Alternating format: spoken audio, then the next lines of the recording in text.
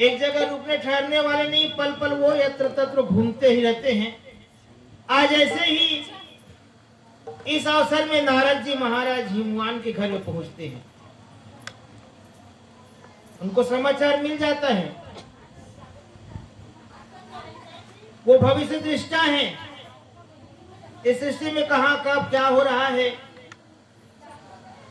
सब पता रहता है उसको। समाचार जैसे मिले, नारद समाचार सब पाए कि महाराज हिमवान के घर में पार्वती जी पुत्री के रूप में अवतरित हुई है, ऐसा सुने तो वो पहुंच गए वहां। कौतुक ही गिरगे सिधाए।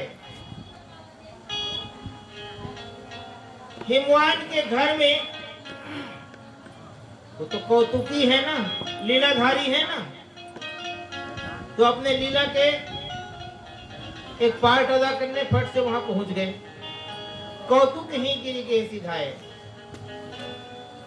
महाराज हिमवान के घर में वो कौतुकी नारद जी अपने कौतुक से पहुंचते हैं। तो शैलराज है वो भी देव ऋषि नारद को अपने घर में पा करके आनंदित होते हैं, बहुत आदर सम्मान देते हैं। शैलराज बड़े आदर किन्हा, बहुत सम्मान किया। आइए महाराज जी, हम सब सौभाग्यशाली हैं कि आप हमारे घर में चरण रखे। उचित आसन देकर के उनके चरणों का चरणोदक लेते हैं। पद पखारी पर आसन दिना, चरण पखारते हैं, सुंदर आसन में आसीन कराते हैं। और वैसे भी संतों का आगमन एक सामान्य प्रक्रिया नहीं है। अनंत काल के पुण्य का उदय होता है तो संत का दर्शन हो। उसमें भी नारद जी महाराज ऋषि महर्षि, कोई सामान्य तपस्वी नहीं, देव ऋषि हैं। उनका आगमन आज गिरिराज के घर में हुआ है, तो उन्होंने उनका बड़ा आदर स्वागत किया है। शैलराज बड़े आदर किन्हा, पद पखारी बड़े आसन दिन्हा। उनके चरण पखारते हैं, सुंदर आसन पर बिठाते हैं, और जो चरणोदक लिए हैं, नारद जी के चरणों का जो चरणोदक लिए हैं, चरण सलिल सब भवन सिंचावा। अरे इस पवित्र जल का पूरे घर में छिड़काव कर दो। उत्तम महत्व है ना। और माता मैना के साथ राजा और रानी दोनों के दोनों उनके चरणों में गिर पड़ते हैं। नारी सहित मुनि पद सिरनावा।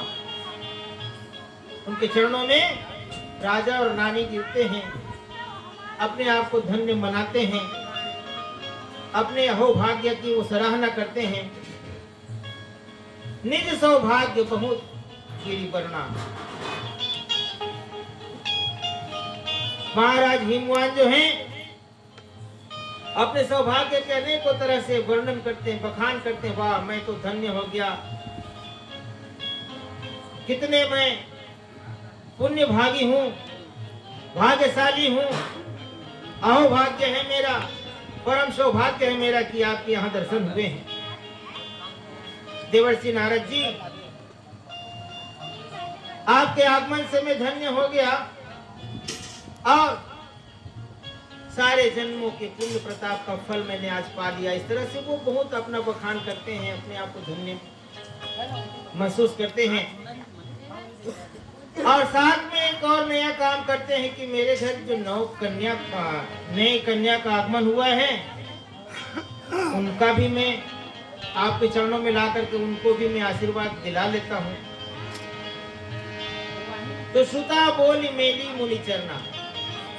अपनी सुता को, अपनी कन्या को, अपनी बिटिया को,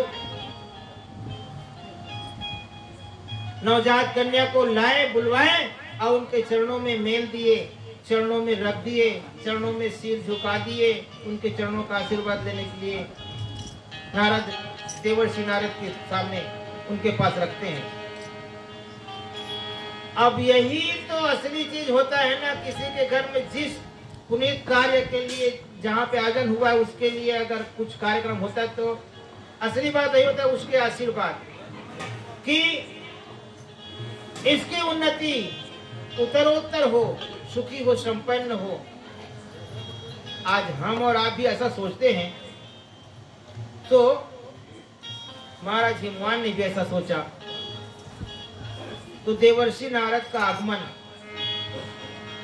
देवर्षि नारद का आगमन मतलब भूत भविष्य वर्तमान तीनों का आगमन। वो अब त्रिकालज्ञ होने से, तीनों काल के ज्ञाता होने से, एक सामान्य जानकार तो हाथ की रेखाओं को, मस्तक की रेखाओं को देखे तो पढ़े तो कुछ बताए, मगर नहीं, देवर्षि नारद को तो तीनों काल का ज्ञान है। उनको ये पता है कि पार्वती का जन्म कैसे हुआ है, उसकी पूर्व जन्म की कथा को जानते हैं। अब आज जिस रूप में आए हैं, आगे उनका और भी क्या होगा, भविष्य की बात भी वो जानते हैं। तो ऐसे त्रिकालज्ञ के चरणों में अपनी नवजात कन्या को महाराज हिमवान जो हैं आशीर्वाद हेतु प्रस्तुत करते हैं। और देवर्षि नारद भी